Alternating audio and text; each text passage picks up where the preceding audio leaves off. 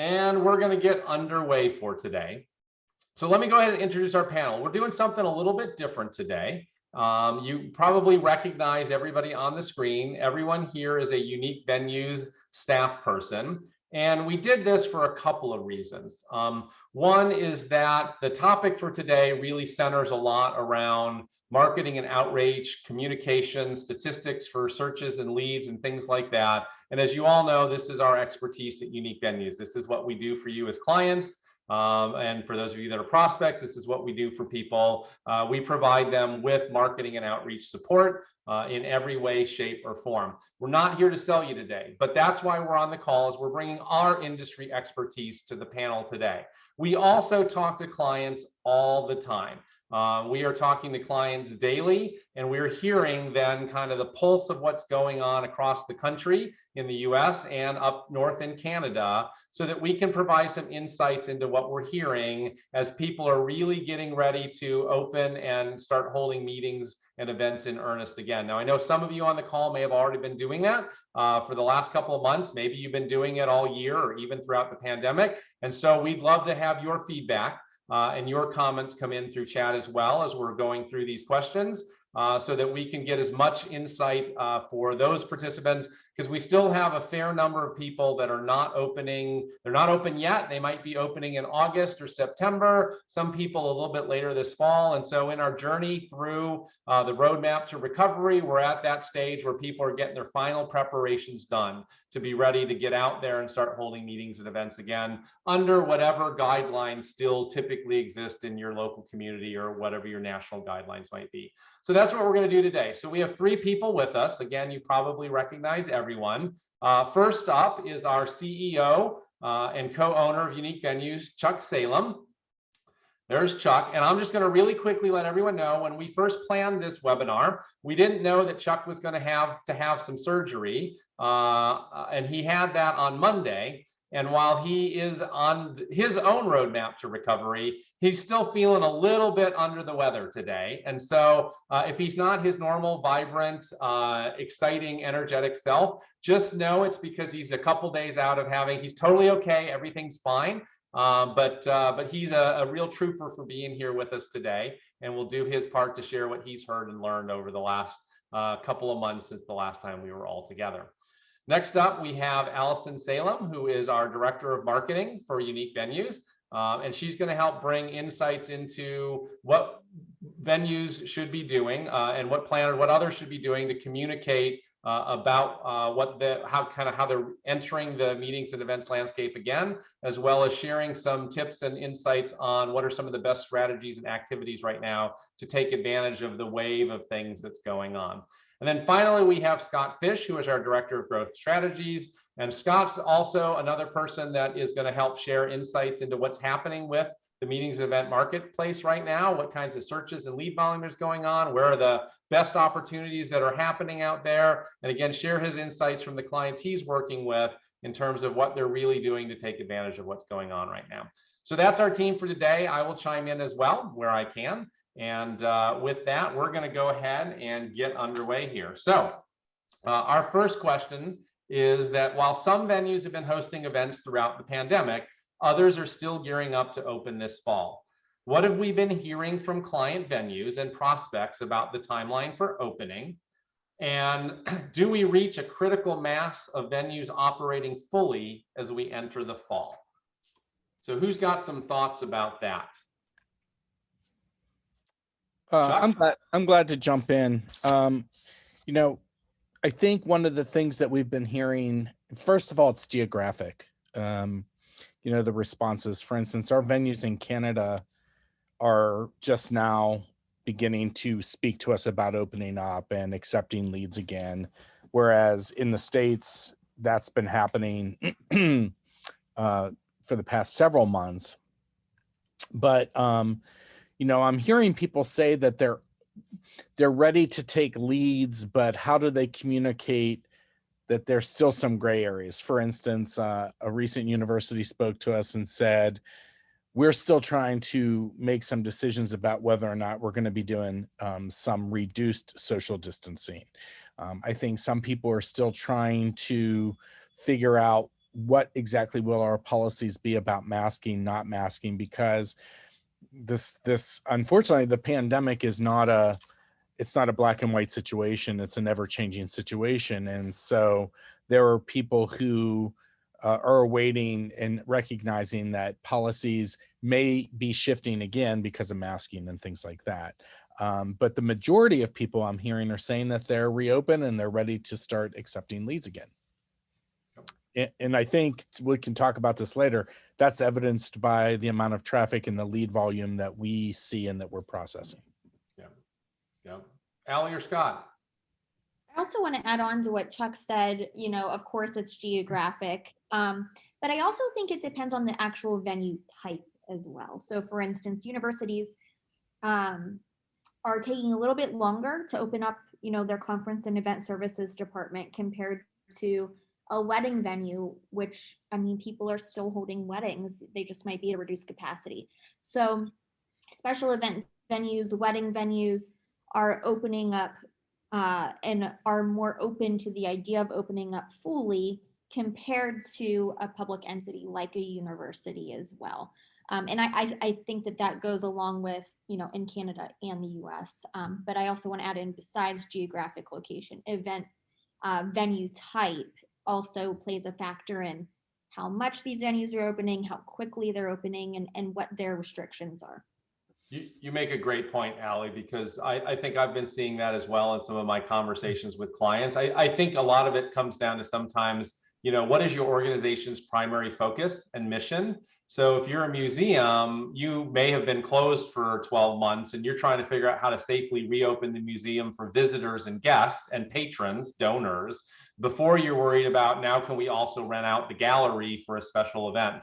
If you're a college and university, you're thinking, I got to get students back. I got to get food service up and running. I got to get the bookstore doors open. Like there's all these competing things that are going in front of the conversations and the decisions about meetings and events. But again, the good news is I think we're really getting the sense, I'm at least getting the sense that with the exceptions of some areas of Canada and a couple of places where there's still some fairly restrictive local guidelines in place, that it sounds like by mid-September, almost everybody that we work and operate with will be open and rolling forward. Again, maybe they're not running at 100% capacity. Maybe they're easing into meetings and events by doing some smaller events or spacing them out a bit more, to an eye to saying, proving that, yeah, we can do this successfully, and then we can really ramp up and kind of go back to a full schedule and a full pipeline.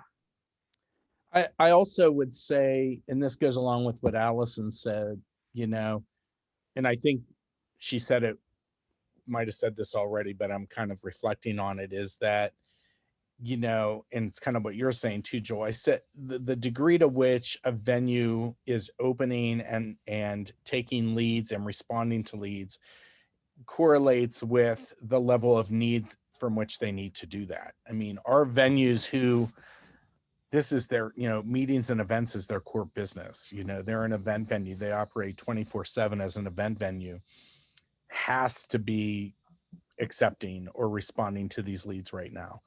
And it's interesting because from a statistical standpoint, and I'm glad we had our meeting that we had earlier today. I know Scott was on it and Allie was on it, and we went through a lot of statistical analysis. But what we're seeing is one of the highest increases in search volume is in Canada, correct, Scott? Because they're opening back up. Canada has actually surpassed the United States in the percent of citizens who are fully vaccinated, and so they're actually moving ahead in that realm. And so they're at that kind of hungry stage. The searchers are at that hungry stage where it's like, we're ready to get out there. The chains are off us. We can do this, right? And so we're seeing that. We're also seeing While I think Joel alluded to the fact that there's a lot of focus on social business, or there was initially, the professional business is seeing a steady uptick. So that has been a segment of planners, people planning professional meetings, corporate meetings, have been more hesitant. Either, I don't want to speculate, they're either more hesitant or their budgets have been more restrained in what they're able to do. And so, but we're seeing as time goes on that there's not a decrease in the social, that's still really strong, but we're seeing an increase in the professional business leads. And the truth is, when you look at us, so, it would be unfair for us to tell you how well people, or how high the searches are compared to 2020. We don't want to do that because 2020 was an anomaly, but 2019 was a record-breaking year for us. It was our best year in 4 years, and we are outpacing 2019 in search volume by, Scott, what's the percentage right now that search? For July, we're already up 60% over 2019 numbers in July. And the acceleration just in June to July this year, unique venues traffic is up about 25% just month to month. So we're definitely in this inflection point where things are kicking back in. And just to continue on a little bit of the thought around the social and business side of things, I think the we'll call it a booking window, the planning window, booking window for people has been all over the place, and we're starting to see a little bit of a little bit of condensed time now. People are ready to go. They've been looking for a few months, maybe 6 months, and they're ready to start booking. So even if your venue's closed or you're uncertain about your venue, the people are out there looking for space. And I think that's a really important thing, is we can't let our marketing guard down and our communication down just because we're not open. Yeah. And I think go ahead, Chuck. And to parallel from the leads perspective, our July of 2019 was again a record-breaking year for leads, and we will not outpace July of 2019 in leads, but we will come within striking distance of it. So we processed 660 leads in July of 2019, and we will process our estimates over 600 leads in 2021. We will process over 600 leads. So, I think soon the leads, and I'm not just saying this about unique venues. I think you can parallel this across. I think we are a standard for what's happening throughout the industry. So, I can give you our statistics, but I think you can transpose those to the industry overall. But, I think what we're seeing is people were really, really serious about search, and their hesitancy is dropping to actually process a lead. And I find it interesting because this entire month of July, we've been inundated by news about the Delta variant. And you would think that that was something that would slow things down, but we're still seeing the acceleration. So, those are some thoughts I have. Yeah. And we're seeing those leads again. We'll get a lead in that says, I've got a meeting 2 weeks from now, or a social event or whatever. Can you make it happen? And we're seeing stuff out into 22, 23, maybe even 24 sometimes. And it's coming back around to kind of that normal cycle of people are getting back on track for saying, what are the meetings and events that I'm booking? When do I need to do it? And let me start getting things back on the calendars and into the pipelines again. Which is, again, very different than where we were even 2 months ago, the last time we were on an expert panel together. So I think we kind of answered the next question, which is, are planners on the same timeline as venues? And I think actually planners have been a little bit ahead. I think they've been pushing on us for a couple of months. And while some venues have been there and ready for that, others are about ready for that. And many of you on the call today may be in that position where you're ready to go. Actually, so Carol, great comment here, because she just said most of her leads are coming from associations, but companies are slow at reaching out, which I think is consistent. I think professional corporate is probably going to be the last to really gear back up to where they were. But Scott, maybe you could talk a little bit about what are the most popular searches that are currently occurring, And are there any geographic areas where searches and leads are elevated? I mean, I know everything's up right now, but are there some that are really spiking and standing out more than others? Yeah, just in the last month or two, some of the bigger areas that have seen a lot of search volume on unique venues increasing, and just general, Google trend data, are Texas, Florida, Maryland, Virginia, Georgia. They are all up substantially. And I will note, I think some of the things that we're seeing with the resurgence of search volume and is kind of a different way that people are searching. A lot of us probably know people that have made career changes in the last 2 years.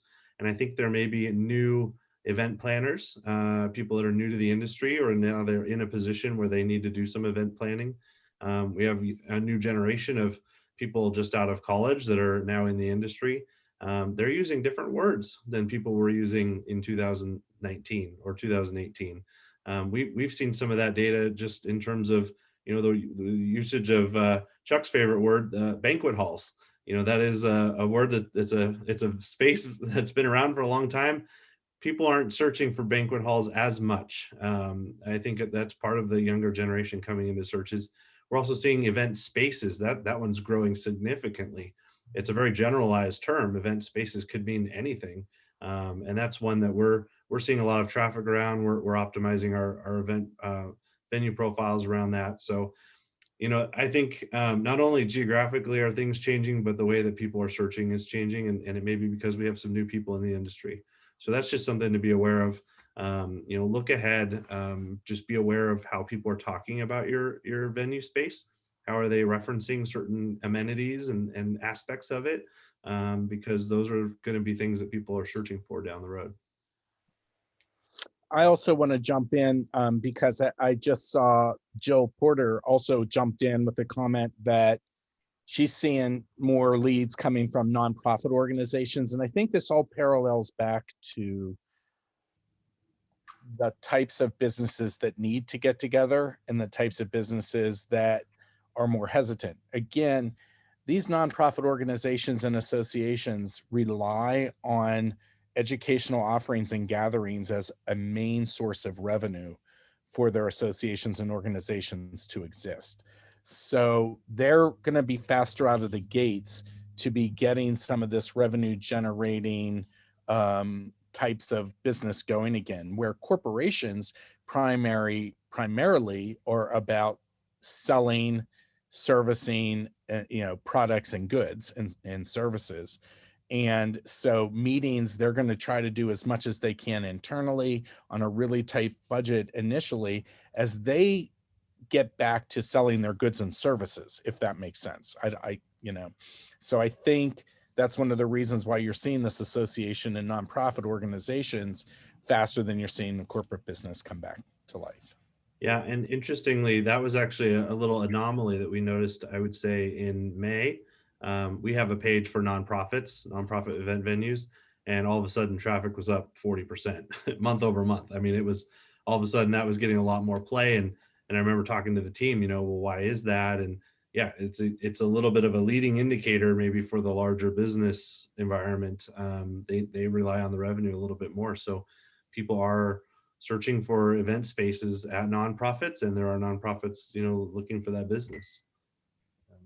It's fascinating to think about where the industry was, 15, 20 years ago, when we didn't have this kind of insight into search history and patterns and things like that, and where we are now with the ability to really look in and on a daily, weekly, monthly basis and just kind of see what are the searches that are going on, where's the volume at, where are the geographies at, and be able to really focus efforts on that. And again, if you have a website for your venue, for your meeting or event or organization, and you're not doing that kind of tracking, it's definitely something you should figure out how to do.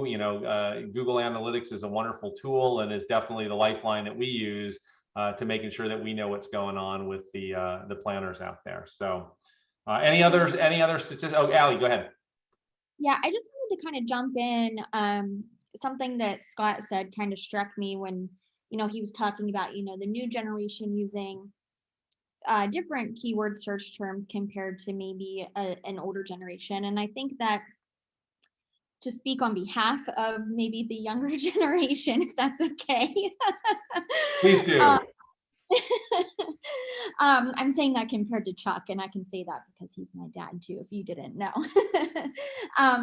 But I just want to say that, especially during the pandemic, I mean, a lot of us just maybe sat on our phones. There wasn't much to do. And so maybe, thinking about brides who might be just surfing on Pinterest all day looking for inspiration, or on Instagram trying to get inspiration from different venues, grids, or something like that. I think that, they call them influencers for a reason on social media. And I think that people, the younger generation, might be using some of the terminology that these influencers might be promoting on their social media pages or on their Pinterest pages, and especially hashtags. So I also want to say, besides Google Analytics, I do think hashtags and researching different hashtags on Instagram, or looking at popular topics in a specific venue niche on Pinterest, is a great way to gauge what's trending right now in this moment and kind of capitalize on that on behalf of your venue. Because you might be hitting a demographic that you might not have been reaching before.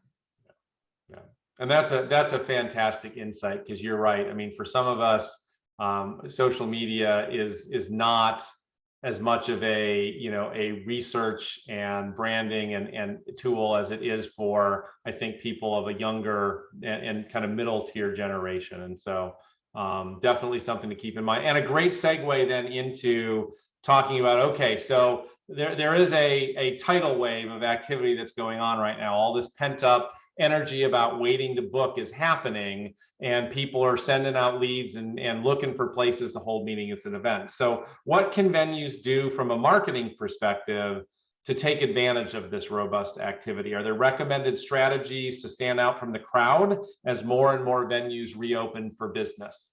Allie? I think there's a lot of steps. And I think one of the first things that you should be doing is updating your Google business page.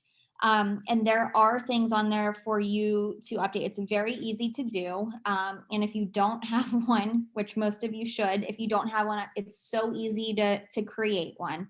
Updating your hours, your business hours. There's specific tools in your Google business page that you can talk about your COVID policies and your restrictions, and just make sure that if you are open, you're paying attention to updating your Google page, because it might say you're closed because of COVID. So that's one thing to make sure that you're doing, because Google is basically your first line of entry into your venue's website. Social media, of course, is always going to be one of your top priorities, depending on what kind of demographic you're trying to reach or event type that you're trying to book more at your venue. It really depends. That's going to dictate what social platform you're going to use the most. Of course, for social events or weddings, I would highly recommend Instagram, Pinterest, but if you're more of like the corporate, LinkedIn, Facebook, Twitter, so like I said, it depends on what kind of event type you're trying to attract and plan, or you're trying to attract to book. But those two things, especially right now, are extremely important. And then the other thing is more of an internal practice that you should sit down with everybody in your venue that works for you and make sure you're all on the same page, and everybody knows exactly what the restrictions are at your specific venue, what the policies are. Because when you're trying to, if a planner comes to tour your venue, you don't want to have misinformation or miscommunication among different employees or staff members, because you want to look the most professional you can. So make sure that once you meet internally and you definitely decide your policies and restrictions, create marketing collateral for that, put that on social media, create signage throughout your venue, so that there's no discrepancies or confusion. So. Great. Oh, Chuck, you're on mute. I think those are great suggestions, Allie. I really love them. And I really love the one about Google. I was looking at a client's website recently. We're getting ready to do a job for them where we are doing an SEO review of their website top to bottom and making recommendations for how to improve their own organic performance. And one of the first things you see on that is closed until, and then it has a date. And that has such a negative connotation. So opening, I think the date was September 1st. Opening September 1st is a lot better saying closed until September 1st, and looking at the way you present it, that's one thing. The second thing is that we can't seem to get out of our own way with, mandates, non-mandates. Do I show, what's the policy? Should I get vaccinated? Do I, all of those things.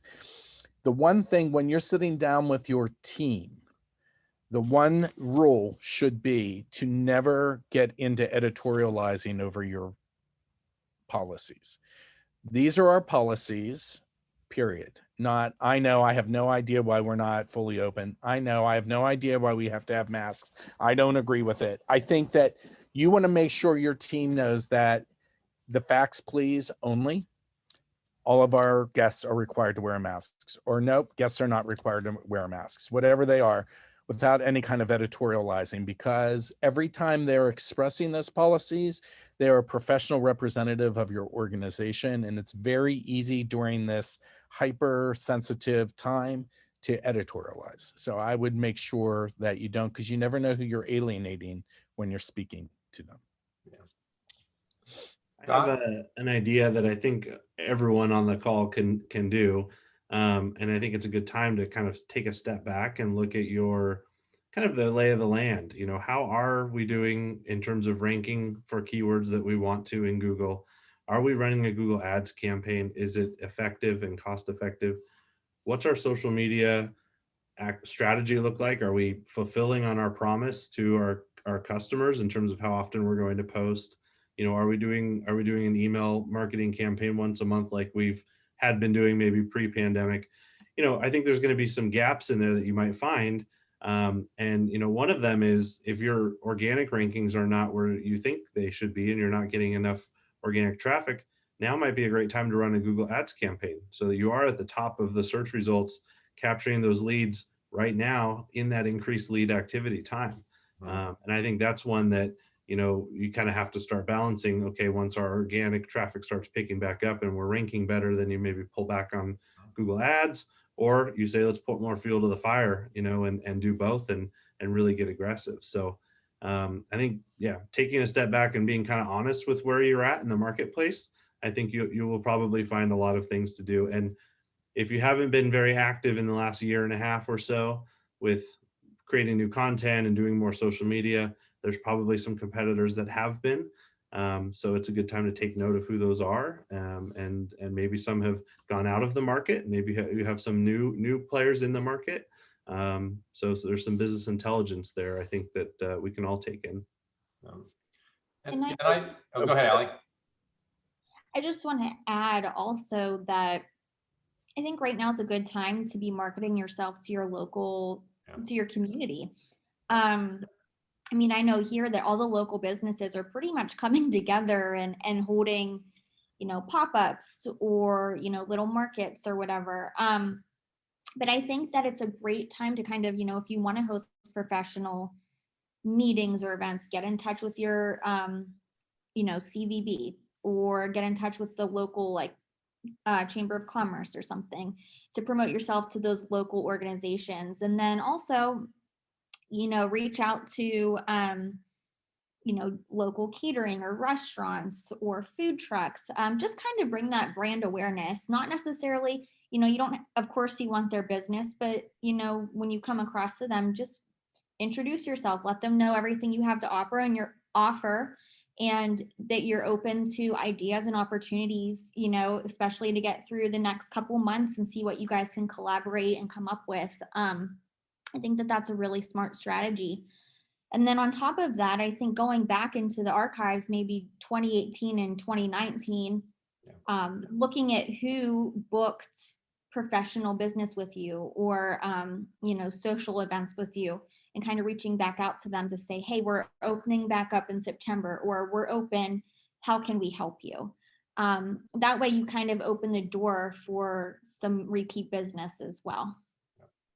And I think that that one of the other things that people should be really thinking about right now is making sure that they don't sell themselves short as they're, you know, taking advantage of the wave of leads that are coming in. Because, you know, if you're in central New York City or Chicago or Washington, D.C., I mean, you're going to get lots of business that wants to come your way and be there. But if you're in a suburb of those communities, or if you're in a secondary or tertiary market, everything that got postponed is trying to get back into the heart of all those big cities, and everything new that wants to book is trying to get into the heart of all of those big cities and those prime destinations, and not everything's going to fit in the coming months and next couple of years. And so this is really your opportunity to maybe even build a campaign around, and I would, you know, you could be somewhat direct with people. Look, I know you're not, I'll use Tucson as an example because I'm in Tucson. You're not always going to say Tucson's your first choice for a destination,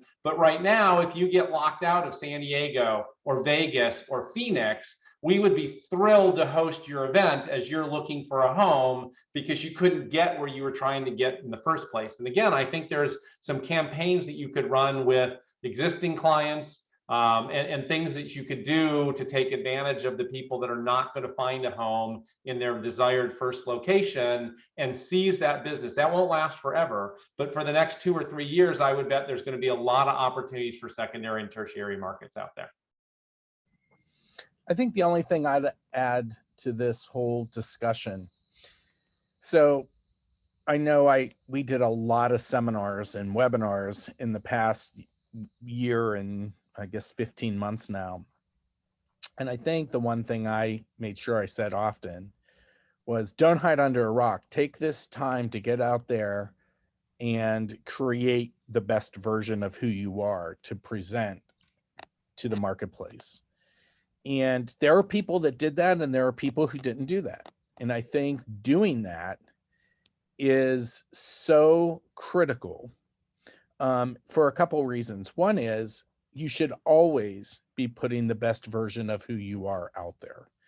And, but I also think it's critical right now because I think there's been a lot of turnover in our industry.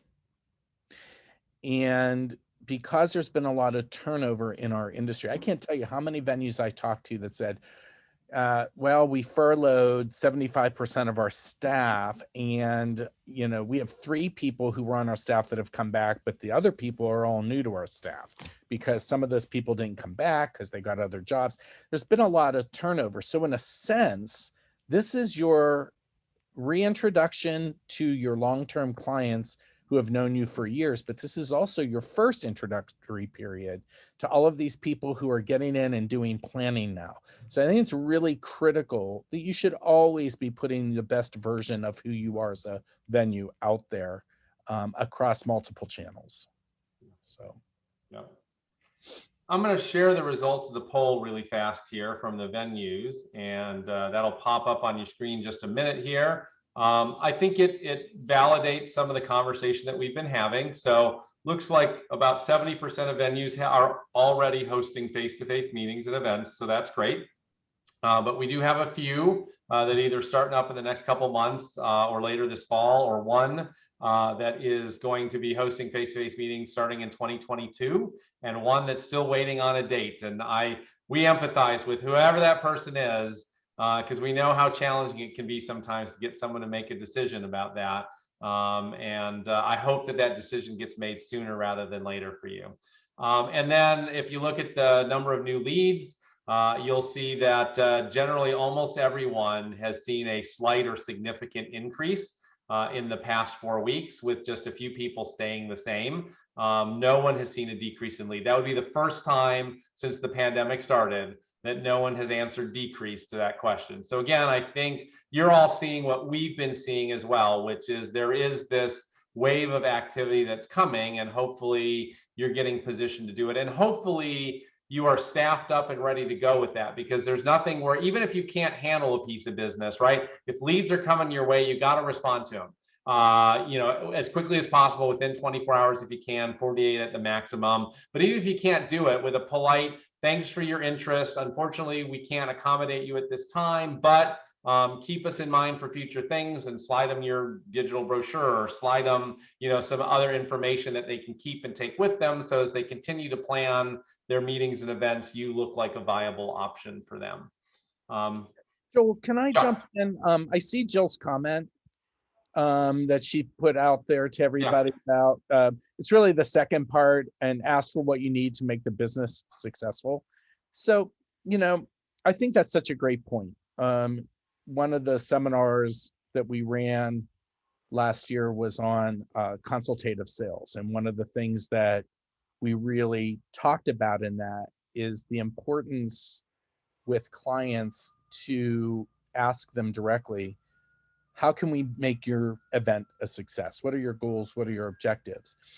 And I think that we would be tone deaf as an industry to jump into a sales process without acknowledging that we're all reigniting, right? And that there's an excitement to this, but there's also a strangeness to it, right? I think like to jump right in and assume this is business as usual would be an acknowledgement that you have hidden under a rock, right?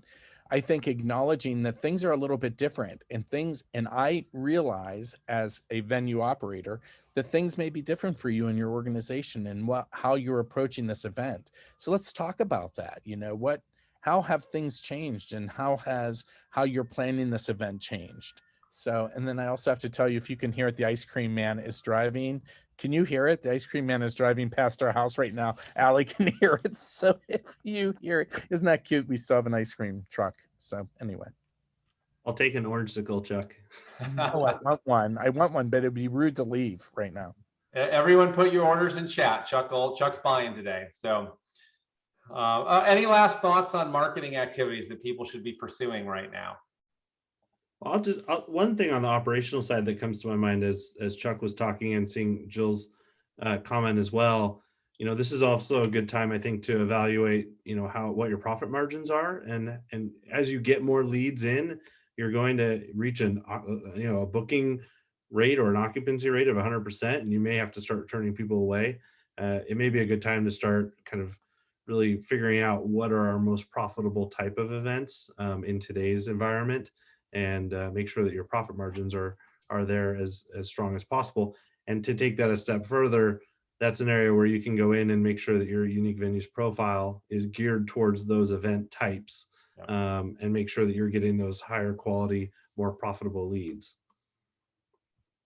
And I'm going to add on to Scott is that, excuse me, your photography is so important for your venue. If your venue's policy is to wear a mask, I recommend taking pictures at an event of the attendees wearing masks and post that to social media, or update your unique venues profile with one of those images, or find stock photography, because I think that, of course, updating your photography, once a month in my mind is the best practice. But if your policy requires masks, or if your catering is like in a takeout container, take photographs of that. Make sure that your photography is consistent with your guidelines and your restrictions and your policies. Take pictures of your signage. So I recommend that as well as you're updating your profile. Great point. All right, I'm gonna launch poll number 2 here, so we'll get that rolling. This one's for everyone. So anyone in the industry can answer this one. So there it is, it'll pop up and get rolling there. And then we'll move on to maybe a couple of operational topics as people again are getting ready to reopen. So one of the things that we continue to hear from clients is that getting staff hired and rehired is a challenge in many areas of the country. I was just in Delaware visiting the Delaware office, Chuck and Neil, and visiting a few clients in the area. And everywhere we went, there were signs Sadly, many of them were handwritten signs. I'm like, come on, people, just print a nice branded sign. But anyways, signs saying paying $20 an hour, paying $25 an hour, paying $30 an hour. And these were line level jobs, like the one Starbucks we went into in a grocery store, $25 an hour. And you didn't have to make an appointment to interview. It was walk up to the window and just say, hey, I'm interested. My gut tells me they were going to say, we're going to hire you on the spot. I think there's definitely signing bonuses as well, Joel, $500 signing bonuses. Yeah, and so I guess what we want to do really quickly, and this is where we'd love some audience participation as well. What are the creative solutions that people are taking advantage of that we've seen from our clients or that you're doing out there in your worlds to get necessary staff back on board? That could be line hourly employees, that could be permanent staff. What's your experience? How are things going? And what have we been hearing from clients about the challenges of getting staffed up again to run meetings and events? You're on mute, Chuck.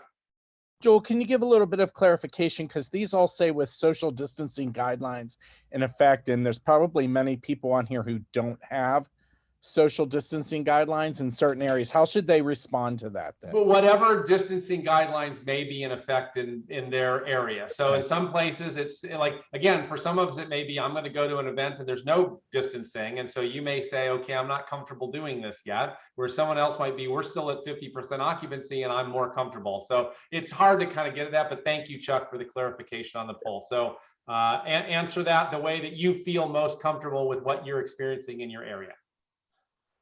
So what about staffing? What have we been hearing from clients? Chuck, have you had any conversations with anyone recently about staffing challenges and solutions? Or again, anyone, if you've got things you've been doing, throw it in the chat. Let us know what's going on.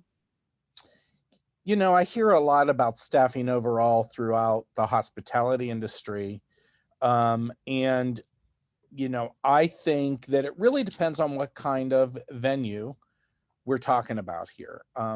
You know, I would love to see some participation from our audience here to just chime in on the chat and let us know if they're having a difficult time getting staff, because I am making a hypothesis here. This is a hypothesis based upon conversations.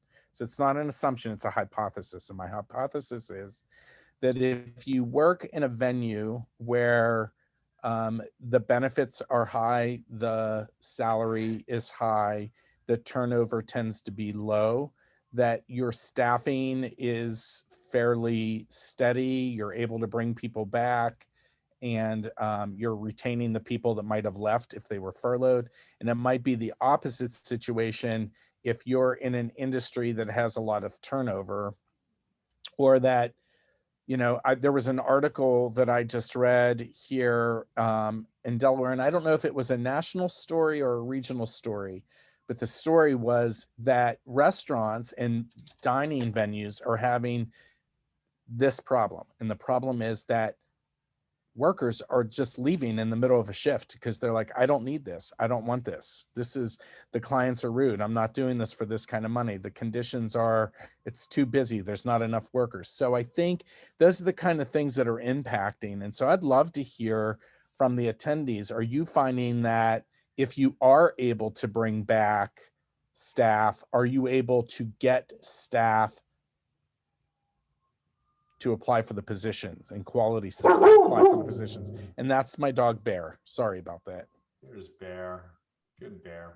So yeah, if any of you out there, if you want to throw in the chat kind of what's been your experience, are you able to get people rehired? Are you getting staff back up? Have you been struggling with it? We'd love to hear from you. Couple things I know, I've had some calls with clients recently. As Chuck mentioned, some people are looking at signing bonus options. Or some people are looking like at an escalated bonus pay rate. So people know that we may not be paying $25 an hour forever as the labor market kind of balances itself back out. But right now, if that's what it takes to get people in the door, they're saying, okay, your base rate is $18 an hour, and you get a premium for the next 90 days of $7 an hour that may be renewed based on market circumstances and things like that.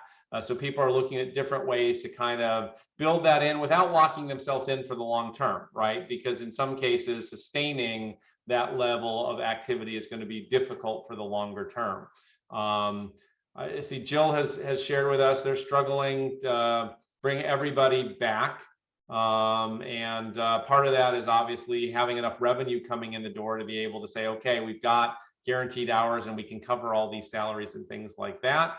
And apps are coming in slowly for line staff. That's the other thing that I'm hearing, right, is that it's a lot of the line staff jobs where there are the biggest gaps in being able to fill and employ people. There just aren't enough people out there right now. And I think there's been lots of articles across the press as to the different psychological reasons why this may be occurring, but people just are not interested in working some of those line positions, especially at some of the rates that we were previously charging or we were previously paying. And so I think a lot of people are struggling to find the right way to entice people with non-tangible benefits that will get them to fill out an application, apply, get in the job, and stick around for the period of time that's necessary. So yeah, Jill, managers are wearing lots of hats, I can only imagine. Allie or Scott, have you had any conversations with anyone, any experiences out there around the staffing?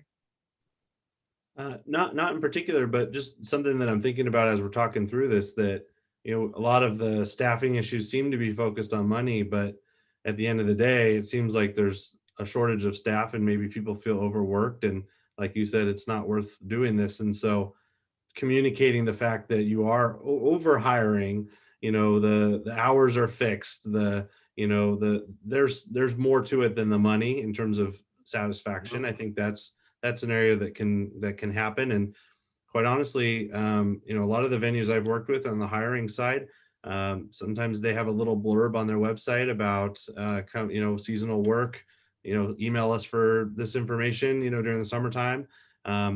Use that space on your website to fill out the information about why people love working, you know, at your venue. What are the top 10 reasons why employees are staying over the years? I mean, there's some marketing that can happen in that that's not just about the money.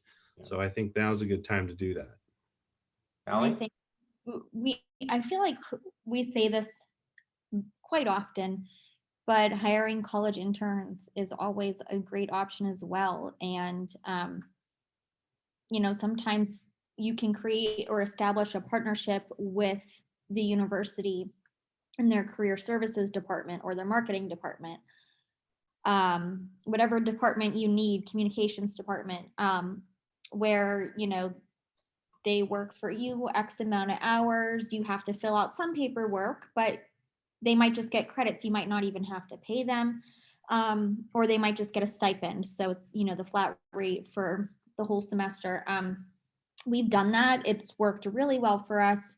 And I highly recommend that if you are having a hard time getting, you know, people to apply for certain jobs. And, you know, we keep talking about social media marketing, and I feel like that's a great job for a college student, is to manage your social media accounts. It gives them great work experience, and, you know, give them goals. Say we want to grow our following by X percent, or, you know, we're at 9,000 followers. We want to reach, you know, 15,000 followers by your semester, you know, so, and give them incentives, you know, every 1,000 followers, they get an Amazon gift card or something like that. So I think college students are a great way to bring in some bodies into your venue as well to help you. You know, I think one of the realities that we face is that the events industry is a face-to-face industry, and people have gotten used to being at home, working from home, and I think that puts our industry, our hands-on, front-level people at a disadvantage, because you're having to not only come up with a lucrative incentive package for people to come work for you, but you also have the hoop to jump through of, and you have to be here. I mean, you can't check people in, you can't serve people meals, you can't do those things virtually. So this is a face-to-face job. And, you know, I do think this is temporary. I feel bad for all of the people who think we're all going to be working from home for the rest of our lives, because I can tell you that it's not going to happen.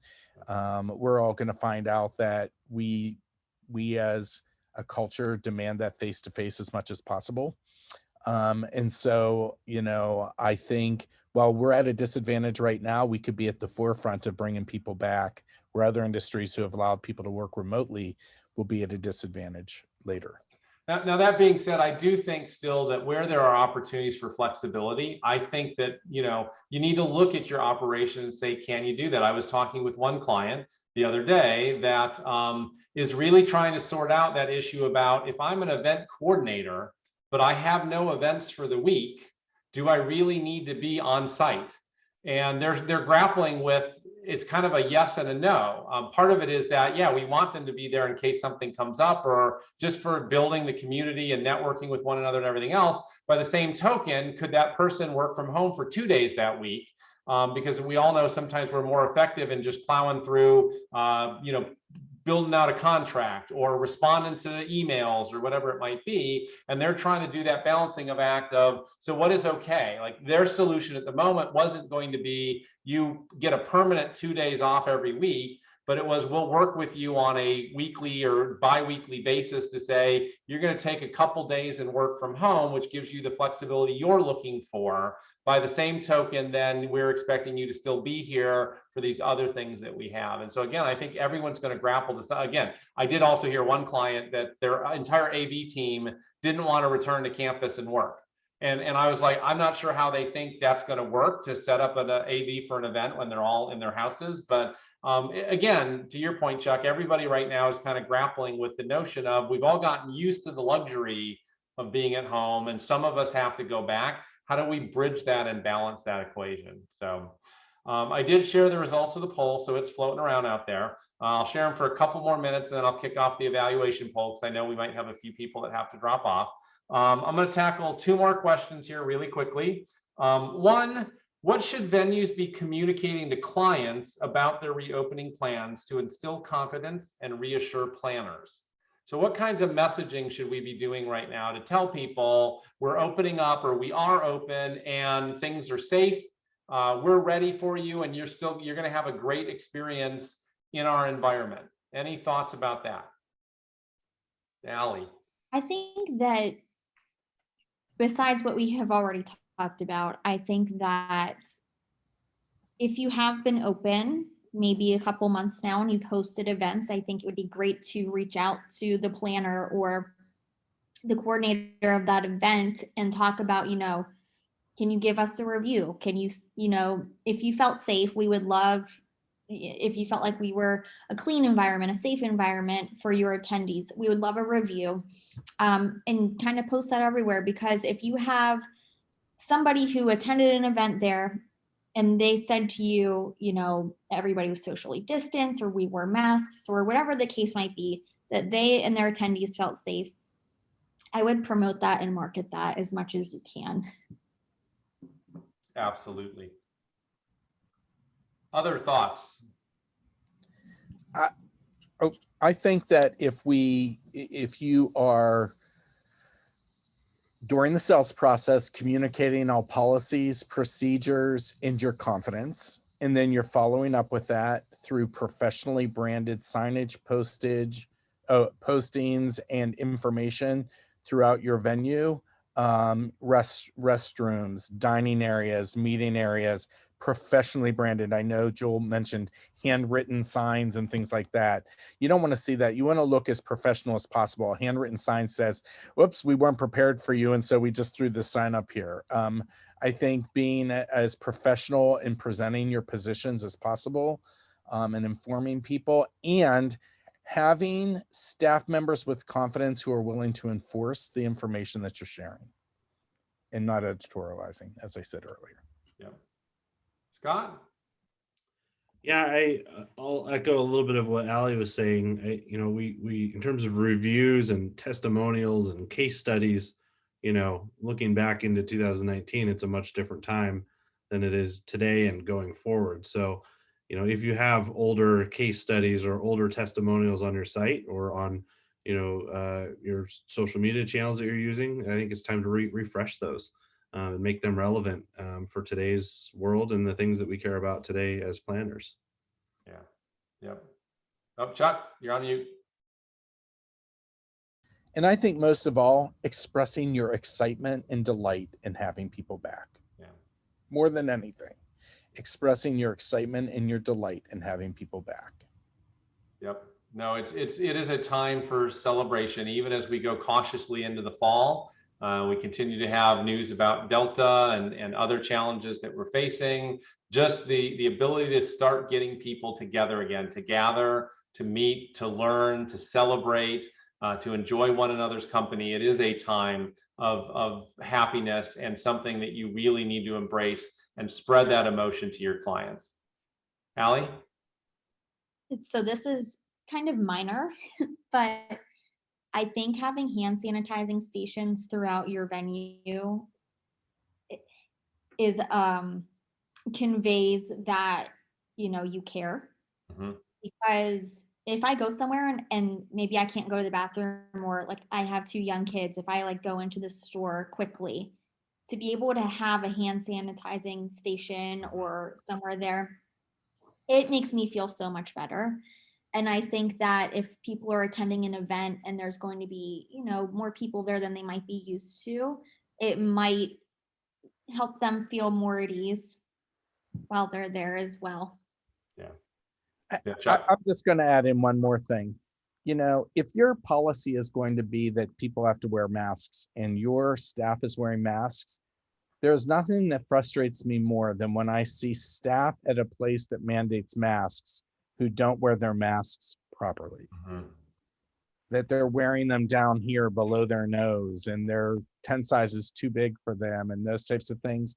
I think that presenting this, if we're going to be serious about, all remaining viable and in business, and that's what you have to do it, that you're enforcing it among your team to take it seriously and do it the right way.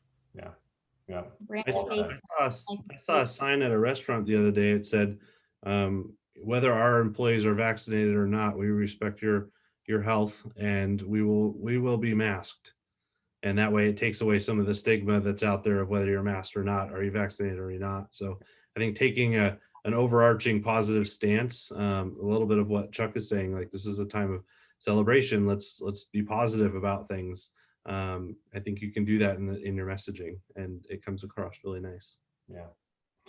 Well, we're just about at the end of our time. I'm going to ask, we always like to end on that crystal ball question. So I'm going to ask it of our 3 people today, just to see, look into your crystal ball. How long does the current wave of escalated search and lead activity last? We got this tidal wave, it's rolling. How long do we think this lasts for? Who wants to go first? Scott. I'll go first. Yeah. So I see search interest and searches happening as kind of a leading indicator. Leads should follow after that. If we see an uptick, let's say now, we would say that maybe leads are going to follow in a couple months or 2 months, whatever that lead window is for people. So I would say, summer tends to actually be a fairly slow time for leads. So we're actually doing really well, the industry as a whole. And things will drop off a little bit. And then as we come into the new year, things start really picking back up as people start looking to plan for the next year. So I don't see it dropping off significantly like it does during the summertime. I think it'll continue, and then hopefully we'll even be plateaued up even more in the new year. Perfect. Allie or Chuck? Allie. I agree with Scott. Excuse me, Scott. I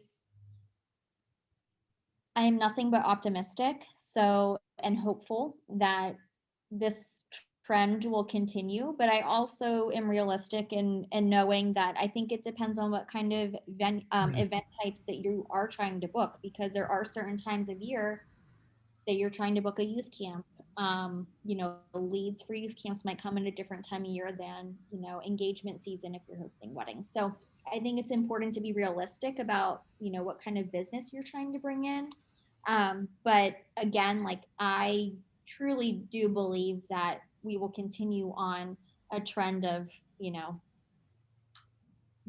good leads, great web traffic.